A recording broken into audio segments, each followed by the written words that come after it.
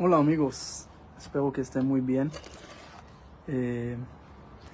Bueno, aquí estamos en Israel, en Ashdod, un lugar que últimamente aquí sufrimos de bastante cohetes.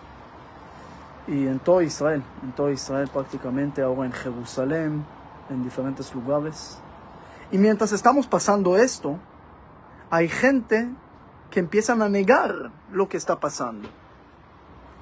Es horrible. Es decir, después de tanta tragedia, de más de 1400 asesinados de una forma tan cruel, tan brutal, y después de casi 200 secuestrados, que no sabemos, imagínense, niños pequeños que no saben y están en manos de gente peores de animales, peores de ISIS, peores de los nazis, peores de todos. Y más de 3000 heridos y cosas que vi en mis ojos en cómo mataron a la gente. Después de todo eso, dicen que no pasó. Horrible, yo no puedo entender eso. Comparten los mensajes, comparten la verdad, comparten que Israel no está en contra de los palestinos, en contra de los árabes. Mantengamos diálogos con los árabes, con los musulmanes en el mundo y en Israel también en diferentes lugares, pero estamos en contra de los terroristas que nos quieren matar. Yo creo que es lógico. Estoy seguro que ningún país hubiera aceptado recibir misiles a toda su población inocente constantemente. Sí, es muy fácil desde la oficina en Francia o en Italia o en donde sea decir no hagan, no esto, no el otro, no tienen que responder, no tienen no sé qué. A ver, es muy fácil juzgar. Pero después de todo lo que hablamos del Islam radical, de todo lo que ya vimos y hablamos, quiero mencionar otro tema.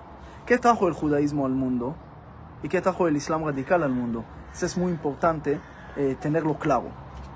Y no estoy hablando nada más ahora de premios Nobel y de tomate cherry, que lo hicimos más pequeña y lo cobramos el doble, o el Waze, porque estuvimos 40 años perdidos en el desierto. Entonces, por supuesto que vamos a inventar algo así. Vamos a hablar de ese tema específico. ¿Qué trajo el judaísmo al mundo? Si trajo algo o no trajo nada. Entonces, nada más problemas. Entonces, escuché una vez un ateo diciendo que el judaísmo no trajo nada al mundo en el pasado y seguramente no va a traer nada en el futuro. Así dijo. Y ese ateo es judío israelí. Imagínense. Entonces, la pregunta es, ¿ustedes piensan que el judaísmo trajo algo al mundo? A ver, vamos a ver en sus respuestas. Pero no me digan, sí, el judaísmo trajo... ¿Qué trajo el judaísmo al mundo? Esa es la pregunta. ¿Qué trajo el judaísmo al mundo? Entonces, esa es una pregunta importante de responder, pero con hechos, no con sentimientos. Bueno, yo amo a Israel también, yo soy israelí, orgulloso de ser israelí, soy francés también, medio guatemalteco, medio colombiano, de todo. Pero, ¿qué trajo el judaísmo al mundo? Entonces siempre algunos me dicen, mira, creer en un solo Dios, ¿eso es bueno o malo? Es decir, creer en un Dios trajo problemas al mundo, porque empezó una competencia. Antes había muchos dioses, entonces no había tanta competencia. Un solo Dios, hay demasiada competencia y cada uno quiere matar al otro. Entonces no sé si es bueno o malo. También filosóficamente, tener un solo Dios es malo, porque tener muchos dioses es muy fácil responder a por qué pasan cosas malas en el mundo. Porque hoy Dios de la oscuridad estaba despierto con mucha fuerza y Dios bueno estaba durmiendo. Hay muchos dioses. ¿Y por qué saliste tan feo? Porque Dios de la belleza estaba dormido cuando nací. Bueno, hay siempre respuestas de responder cuando hay muchos dioses, pero cuando hay un solo Dios y supongo que es bueno, entonces ¿por qué pasan cosas malas al mundo? Y pasan cosas malas al mundo, no podemos negarlo. Entonces, ¿por qué pasan tantas cosas malas al mundo si hay un solo Dios y es bueno, si tiene todo el poder? Entonces, bueno, las religiones inventaron lo que es el diablo. El diablo es malo y por eso vienen cosas malas. Espérense, entonces el diablo es autónomo, entonces ya estamos en una religión politeísta. Entonces tenemos que entender también esto muy bien. Entonces, ¿qué trajo el judaísmo al mundo? Me dicen, la ética. La ética trajo el judaísmo al mundo. No, espérense. Hammurabi, 400 años antes de la entrega de la Torah, ya habló de no robarás, no matarás y todas esas leyes. Entonces ya estaba. Los chinos, 1000 años antes, hablaron de amar al prójimo, honrar a los papás. Y en diferentes lugares del mundo. Entonces el judaísmo tampoco trajo la moral y la ética al mundo. Y después de todo, el judaísmo está hablando sobre 0.2% de la población. 0.2, somos un error estadístico de un censo en China, porque si los chinos son 1.4 billones, nosotros somos 14 millones, entonces somos 1%, un error estadístico de un censo en China. Y estamos hablando de 0.2% de la población que vive en 0.005 del planeta durante 0.1 de la historia del mundo. Entonces, tal vez el judaísmo no es importante, tal vez problemas, y hay que eliminarlos y se acabó. Hay unos que piensan así, lamentablemente. La diferencia entre el Hamas y los nazis es el poder, la capacidad. Si hubieran tenido la capacidad, hubieran borrado todo Israel. Ese era el plan de ellos. Gracias a Dios no lograron. Y gracias a Dios porque en la historia está llena de gente y de imperios grandes que trataban de eliminar al judaísmo y no lograron. Ellos ya no están. Nosotros sí seguimos existiendo aquí. Entonces quiero hablar de una forma fría, calculada, científica, académica, histórica, que trajo el judaísmo al mundo. Entonces vamos a ver diferentes cosas que trajo el judaísmo al mundo para entenderlo, y cualquier pregunta aquí lo voy también a aceptar. No tienen que estar de acuerdo conmigo en todo, pero no es mi sentimiento por ser judío. Estoy hablando de una forma totalmente objetiva y lo vamos a juzgar de una forma histórica totalmente fuera de sentimiento, como dije antes, o de emociones. Ok, primero, tenemos que saber que el mundo antiguo, los dioses eran todo. El humano, si fue creado según algunas mitologías, era para servir a esos dioses, para sacrificar cosas, niños, todo era para los dioses. Los dioses eran los importantes, el humano era nada. O llegó por error, o llegó por accidente, o por guerras entre dioses, o según la ciencia en la biogénesis, por accidente que llegó de otro planeta, y así está, ni modo que podemos hacer una parte de los animales y así. Entonces, el judaísmo no dice que el Dios es todo. El judaísmo no pone a Dios en el centro, pone al humano en el centro. Y lo leímos esa semana. ¿Cuántos versículos hay en toda la Biblia sobre la creación del mundo de Dios? 35 versículos. Y cuando hay sobre el humano, más de 1500 versículos. Imagínense la proporción. Quiere decir, Dios no nos dice, oh, ustedes tienen que creer en mí, perfecto, pero yo creo en ustedes y eso es mucho más importante.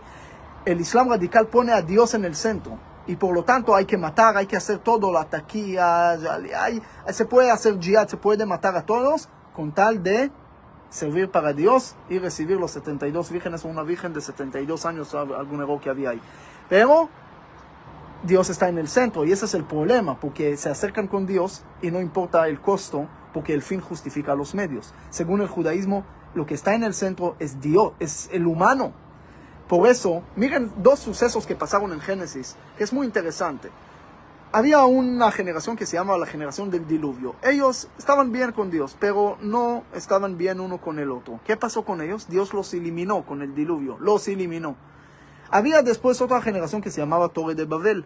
Ellos estaban en contra de Dios, hicieron la guerra contra Dios. ¿Y qué pasó con ellos? Dios no los eliminó, Dios los dejó. ¿Y por qué?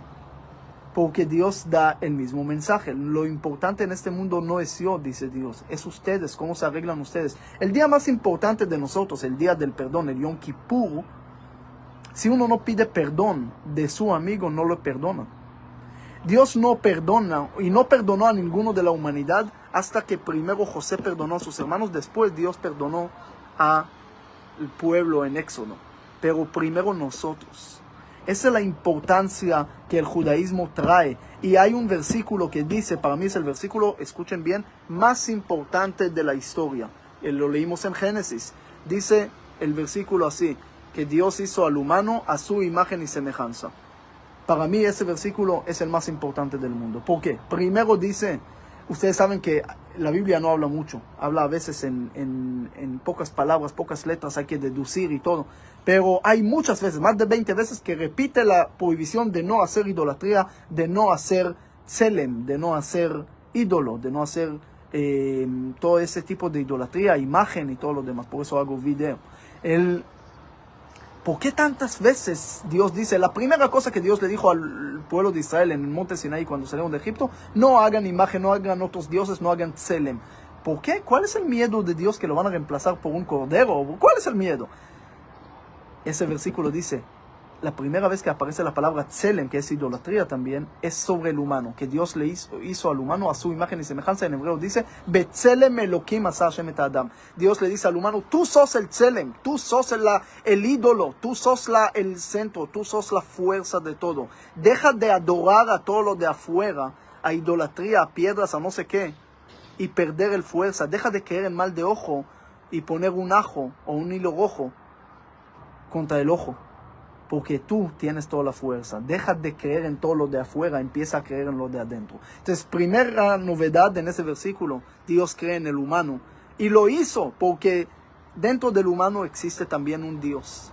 Porque nuestra alma, de todos, es parte de Dios. La parte de la obligación de creer en Dios es creer también en nuestra alma, que es parte de Dios. Entonces, primera novedad es Dios cree en el humano. El humano tiene un propósito aquí en este mundo. No llegó por un error, no llegó para complacer a los dioses. Llegó porque Dios le dio un propósito para completar la creación del mundo. Dios no quiere la gente pasiva que acepten sus decretos como Noé. Quieren a Moisés que discute y pelea, o Jonás. Y al final la profecía exitosa es aquella que no se cumple, no lo que se cumple, como de Jonás y no de Jeremías. Quiere decir, cuando el Moisés está enfrente de la zarza y ve el fuego, dice Dios, ¿por qué hay fuego? En otras palabras, ¿por qué hay sufrimiento? ¿Qué Dios le dice? ¿Te molesta el fuego? Vaya a apagarlo. Vaya a sacar el pueblo de Israel de Egipto. Yo creo en ti, tienes la fuerza, deja de ser pasivo, empieza a ser activo. Y por eso no preguntamos por qué pasan cosas malas. Tenemos que responder con acciones buenas y traer el bien al mundo. Eso es nuestra obligación. No filosofar por qué hay hambre, por qué hay guerra, por qué hay eso. Tenemos que hacer todo lo posible para mejorar el mundo y cambiarlo. Y no nada más rezar para Dios. Como dijo Dios a Moisés, deja de rezar, dile al pueblo que siga cuando estaban enfrente del Mar Rojo. No porque Moisés era tartamudo y hasta que terminen el rezo van a matar a todos. No, porque deja de rezar, hay momentos de actuar, hay momentos de acción. La fe sin acciones es como tener un Mercedes sin gasolina, es fe muerta. Entonces, por eso Dios le dice que el humano es como un Dios pequeño. Dios cree en él y aquí hay una novedad fuerte, tremenda, que el humano está en el centro. Ojo, que el humano tampoco puede pensar que es Dios. Por eso Dios dice, no es bueno que el humano esté solo, porque va a pensar que es completo. Lo voy a dar a una mujer y la mujer le va a enseñar todos sus defectos y nunca va a pensar que es completo, porque somos humanos, todavía tenemos defectos, todos tenemos cosas para mejorar y todos debemos de mejorarlo. Entonces, esa es una cosa importante que tenemos que saber. Por eso también hay prohibiciones en la Biblia, no comer esto, no hacer el otro. Y mientras uno es más elevado como un sacerdote, tiene más prohibiciones. Un rey tiene más prohibiciones. ¿Por qué? Para que no piense que es Dios, para equilibrar el poder. De un lado sos casi Dios, del otro lado no olvides que llegaste al final de los animales, al final de la creación. Entonces hay un equilibrio siempre para recordar eso. También el pueblo elegido, pueblo de Israel, pero también pueblo de esclavos que salimos de Egipto. Hay siempre un equilibrio para no pensar que somos mejores y esto. Segunda novedad en eso, que todos, hay una igualdad aquí. Todos llegamos del mismo humano. En el mismo versículo, Dios hizo al humano a su imagen y semejanza, no a un judío, sino a todos los humanos a su imagen y semejanza. Quiere decir que al final todos somos iguales. Al principio también podemos discutir, podemos pelear, pero queramos o no, somos lo mismo. Llegamos del mismo ser humano. Y esto, en ninguna cultura antes existió esto. En Lejano Oriente existieron las castas, Shudra, Brahmana, y no pueden subir de castas, ni modo. Eso es lo que hay. Naciste de la pierna de Dios, entonces sos de la Shudra y nunca puedes subir a ser Brahmin. Y había gente que eran impuros, los Dalit, eran impuros y ni modo, no se pueden subir de nivel y de casta. Entonces dividieron el mundo en castas y no nada más el Lejano Oriente. Los romanos también tenían los patritos y los pablaim. Y en Grecia también, la filosofía griega de Aristóteles, Sócrates, Platón, hablaron y escribieron que el esclavo nació para ser esclavo y no puede salir de su esclavitud, porque así nació. Entonces, eso también tenemos que saber. Y la Declaración Americana de 1776, cuando hablaron de igualdad, dijeron all the men, todos los hombres, las mujeres fuera, los negros fuera. Es decir, hasta hace 1886 por ahí, había un negro que quería ser aceptado en una universidad. Era un doctor, quería entrar a una universidad de Mississippi.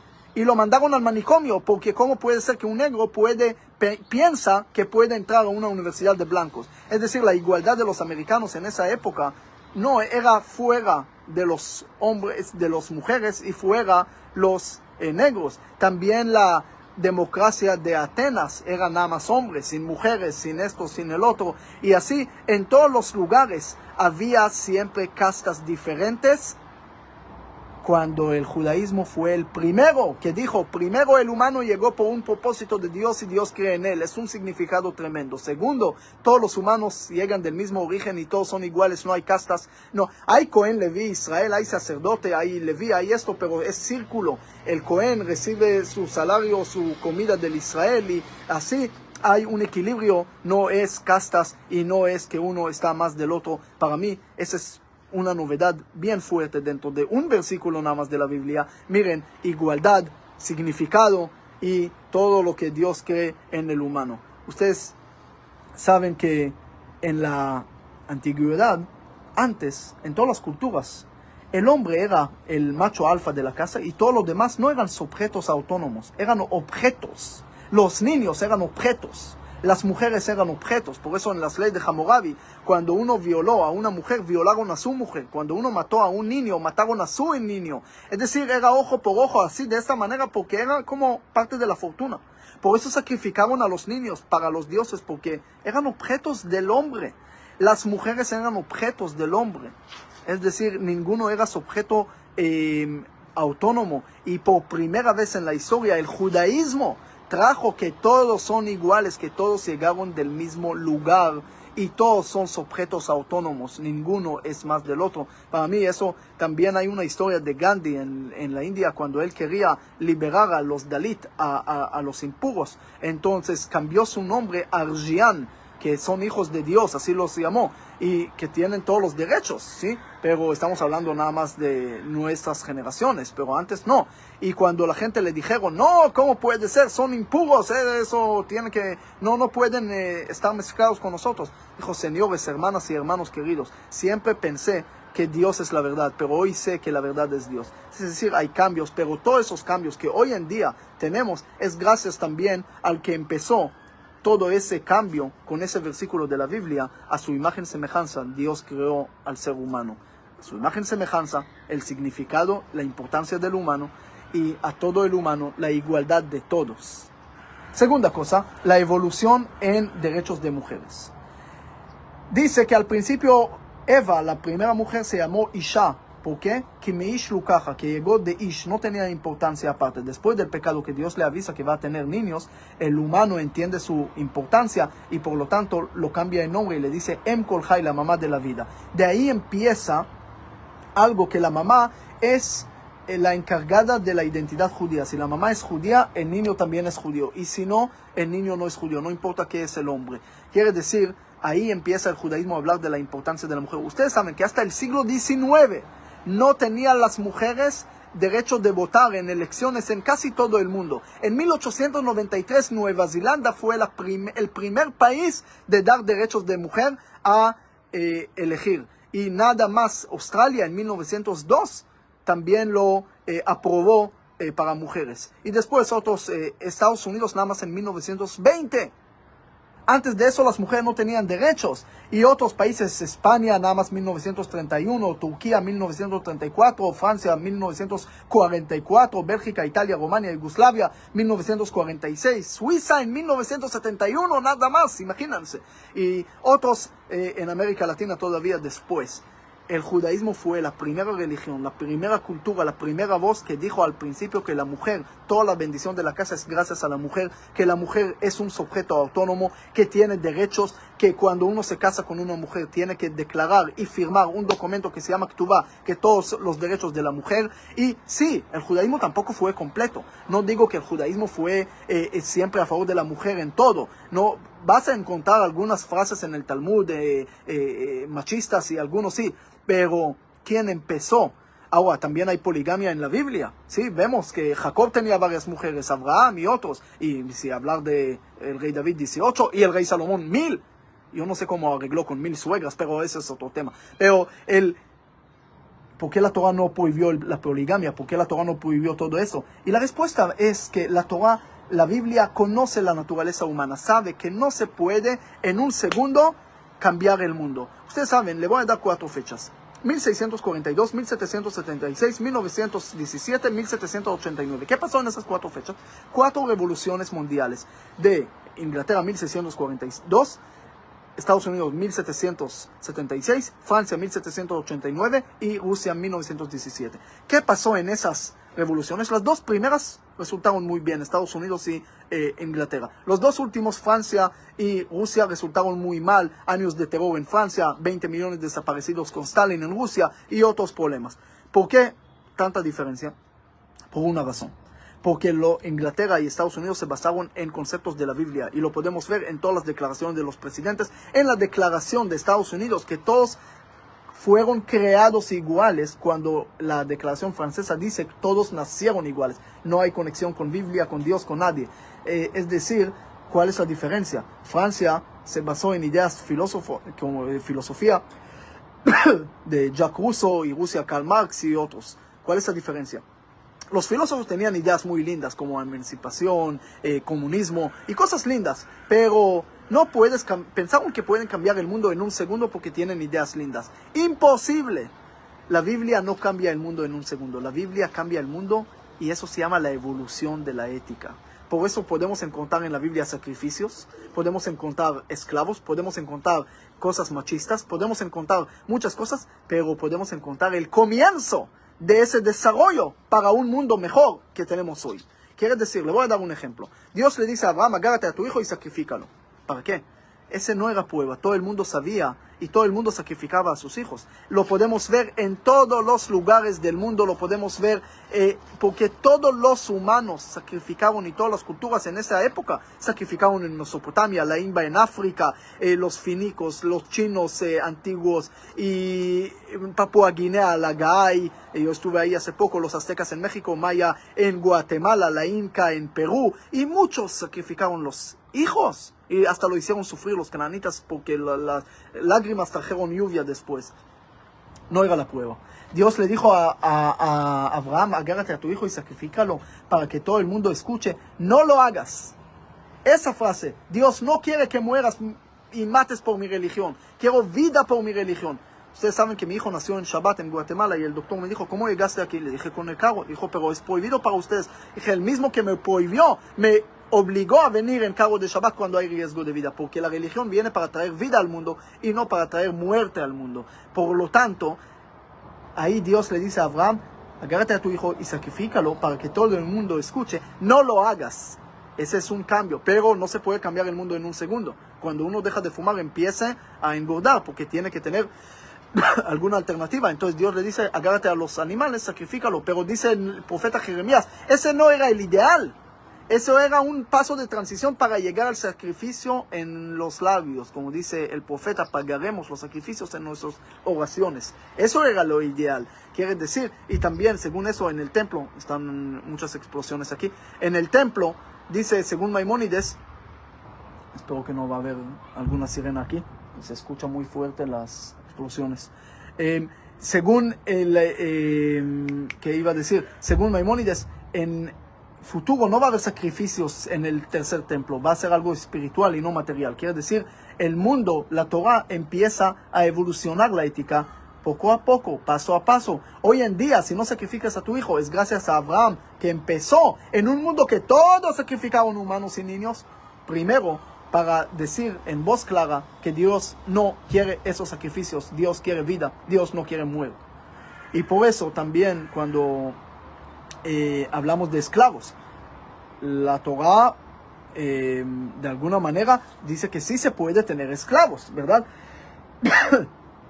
Pero todos tenían esclavos, no se podía eliminar ese tema de esclavos en un segundo. Pero aquí viene el tema: la Torah mete muchas condiciones, la Biblia, para que poco a poco la esclavitud fue eliminada. Por ejemplo, mete que obligatoriamente el día sábado también el esclavo tiene que descansar. ¿Qué hizo esto? Que empezó a probar la libertad, y ahí peleó para conseguirla después. La Torah trae tantas prohibiciones y condiciones. No puedes hacerle trabajos forzados. Tienes que darle de comer antes que ti. Tienes que darle la única almohada si tienes en la casa. Y muchas cosas que tienes que dar al esclavo, hasta que el Talmud dice que es como tener otro dueño. Entonces poco a poco la gente dejaron los esclavos. Pero la Torah fue la primera que empezó un proceso para anular la esclavitud, cuando todo el mundo tenía esclavitud.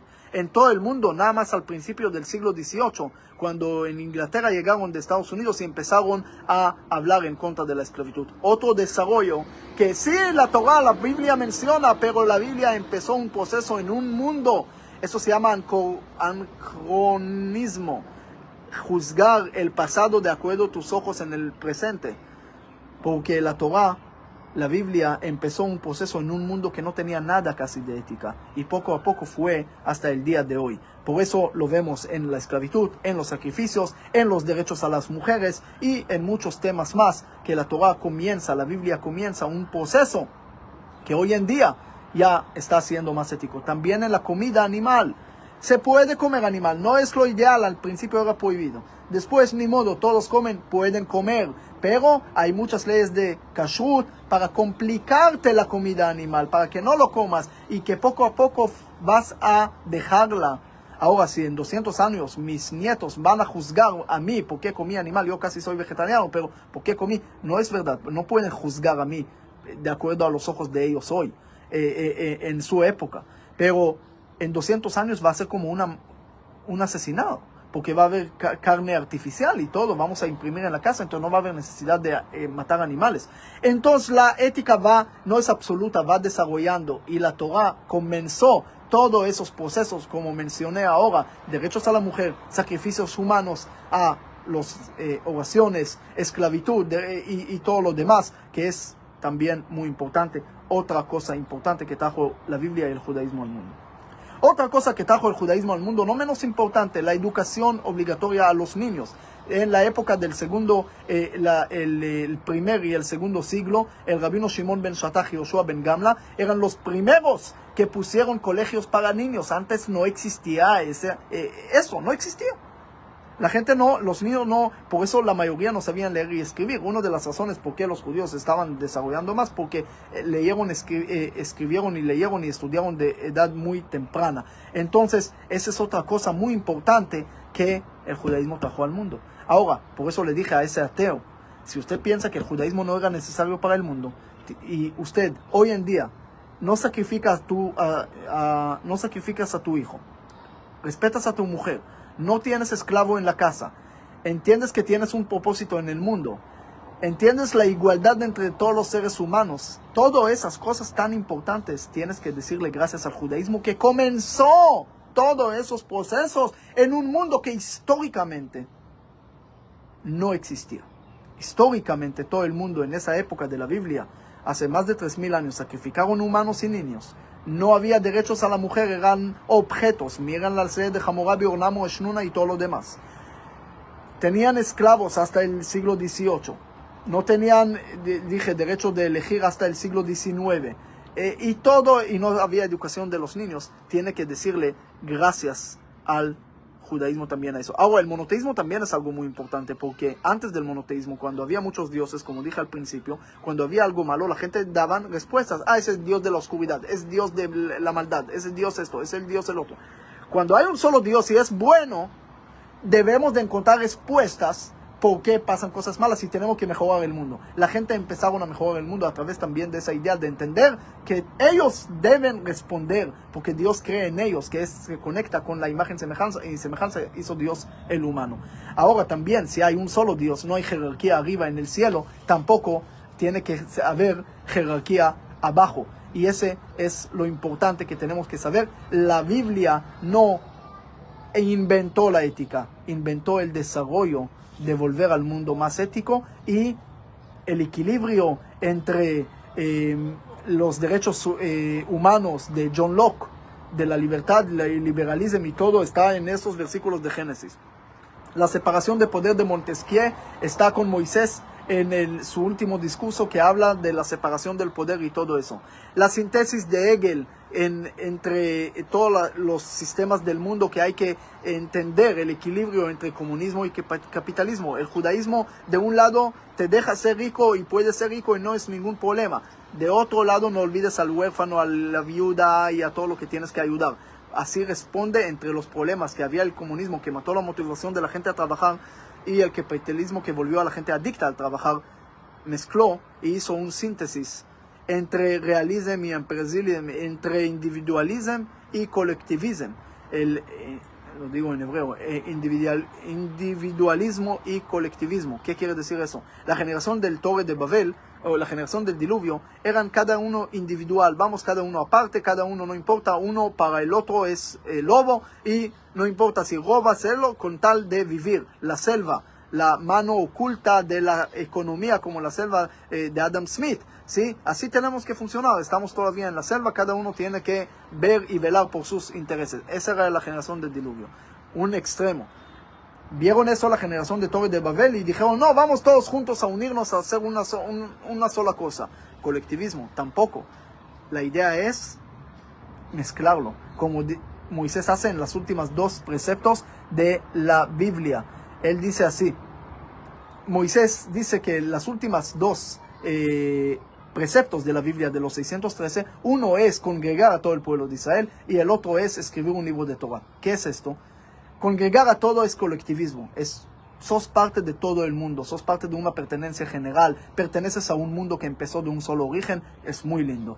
De otro lado, no olvides de tu especialidad como individual. Eso también es importante, por eso tienes que seguir escribiendo tu historia.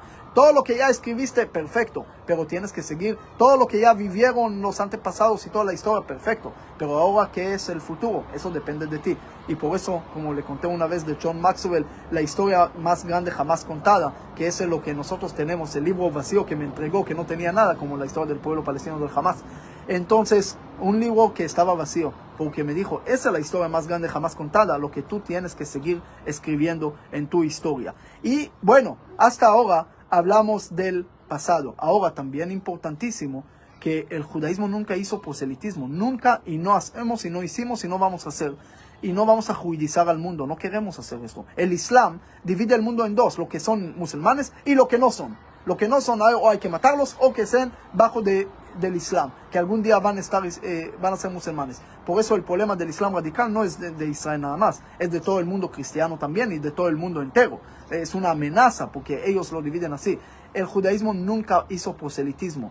Respeta a todas las religiones, como el cuento de Saladino que conté, que aquel que trae bendición y paz al mundo está en lo correcto, está en el original, y eso es lo que tiene que saber y eso es lo que tiene que tener. Por eso tenemos que entender aquí todos esos aportes que mencioné en la historia del mundo que el judaísmo trajo. Ahora, ¿qué va a traer el judaísmo en el futuro? Eso no es menos importante, ¿verdad? Vamos a ver en un rato a ver qué puedo agregar ahí. Bueno, dice ahí, ¿qué va a pasar en el futuro? Si alguien lee un poco de los futuristas, ¿sí? Son gente hoy en día que escribe sobre el futuro, como Michio Kaku, como Ray Kurzweil, David Pesig, Yuval Harari y otros, es una tragedia, es triste. No va a haber esperanza al mundo, porque la inteligencia artificial no va a reemplazar por totalidad, va a hacer todo mejor, sin pedir salario, comidas, fiestas y derechos y prestaciones y 1000 cosas, va a hacer todo mejor y el humano va a quedar solo. Escríbenme una cosa, ¿por qué vamos a necesitar el humano muy pronto? No vamos a necesitarlo. Los algoritmos lo van a hacer mucho mejor. Los robots todo lo vemos hoy en día. ¿Por qué vamos a necesitar al humano? Entonces le dije a ese ateo, si el judaísmo no dio nada en el pasado, ya te dije lo que dio en el pasado. Ahora, ¿qué va a dar en el futuro? Entonces me dices que no lo van a necesitar. A ti no te van a necesitar. Dame una cosa, ¿por qué te van a necesitar? La inteligencia artificial puede hacer todo mejor, escribir libros, música, lo que tú quieras, y mucho mejor. Entonces, ¿qué es la especialidad del humano? En un libro como Dios en la máquina, como dice que en el siglo XVIII la iluminación quería sacar a las personas del mito y meterlos a logos. Y olvidaron que las personas necesitan significado, como dijo Max Weber. Dijo que la iluminación transformó el mundo en un mundo mecánico, un mundo frío, pero nosotros no podemos transformar al humano en máquina, como algunos que quieren. Hay algunos que se llaman transhumanistas, que quieren transformar. No hay valores, no hay nada, ya somos parte postmodernista, no hay verdad, y progresistas, no hay esencia, y así vamos todos para cualquier lugar, para cualquier cosa, y ahí se acaba todo. Entonces el humano va a ser irrelevante. Entonces, ¿qué va a pasar?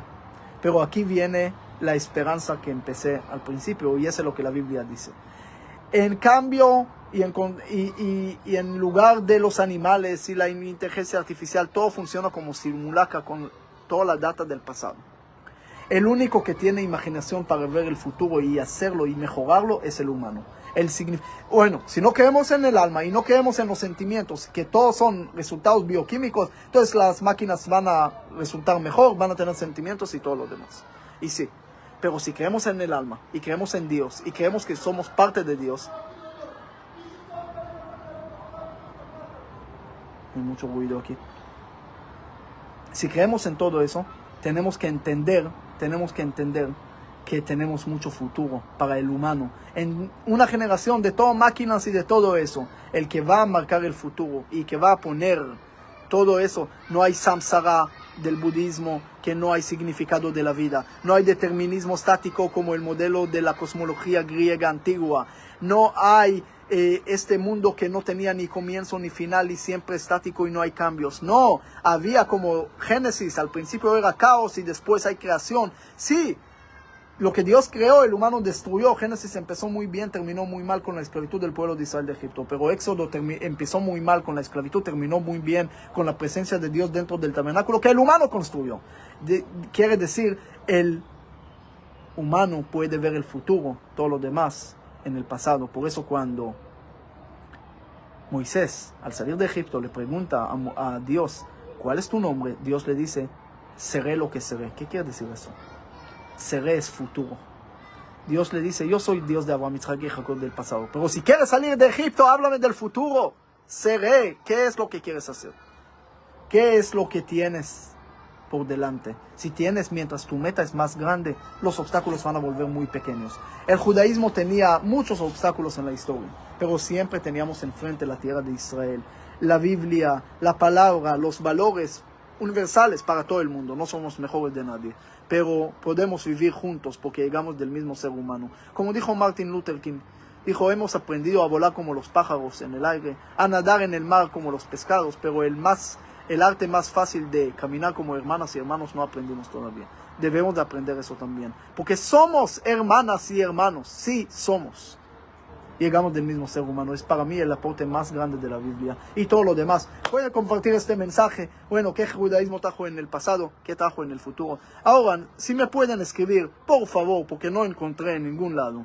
¿Qué trajo el Islam radical al mundo? ¿Qué trajo el Hamas? Encuéntrenme, escríbenme, mándenme. ¿Qué beneficio trajo el Hamas al mundo? Tecnología como Israel, soluciones de agua, medicina y mil cosas, premios Nobel casi 24% y muchísimas cosas, no porque somos más sabios, porque todas esas adversidades nos generaron la obligación de desarrollarse. No nacimos más sabios, nos obligaron a hacerlo y nos obligaron, toda esa crisis viene de la palabra crecer, mashber, crisis en hebreo, viene de la palabra también nacimiento, que también se llama mashber, porque cada dificultad es contracción para un nacimiento. Después del holocausto, de esa oscuridad nació el Estado de Israel. Después de la oscuridad que vivimos aquí, va a nacer mucha luz. Entonces, por favor, ahí pueden ponerme qué trajo el Hamas y el Islam radical para el bien del mundo. Porque la lista que el judaísmo trajo al mundo no acaba. Tanto como los sufrimientos del pueblo de Israel, es las cosas buenas que trajo a todo el mundo. La cooperación de Mashab que trabaja en más de 100 países. Israel siempre está presente en cualquier desastre del mundo. Siempre hay inventos que pueden mejorar y mejoran el mundo en 1000 temas. Y cada una y uno, sea enemigo de Israel o amigo de Israel, constantemente usa inventos creados por Israel. Así que sí creo que trajimos cosas al mundo. Y sí creo que tenemos derecho de tener un país pequeño, 0.4% del Medio Oriente, cuando hay 22 países árabes, el 99.6% del Medio Oriente. Y para mucha gente es poco, y un país para los judíos es demasiado. No entra en la lógica. Un pueblo, el pueblo que más pruebas históricamente tiene en su tierra, de cualquier otro pueblo del mundo. Históricamente pueden caminar, los invito a Israel, pueden ver en cualquier momento tantas pruebas de nuestra historia de miles de años aquí. No conquistamos la tierra de Israel, como dijo Shimon el Macabeo hace 2000 años. Regresamos a nuestra casa. Un pueblo no puede conquistar su propia casa. Entonces, busquen, a ver si encuentran Israel quiere paz, Israel no quiere guerra. ¿Cuántas canciones hay con la palabra paz en Israel? ¿Cuántas canciones tiene jamás con el nombre paz? No, tampoco encontré. Bueno, muchísimas gracias, amigos. Gracias por todos los países que saludaron aquí. Saluden, comparten el mensaje. Nos vemos en el otro video. Muchísimas gracias. Que Dios los bendiga en todo.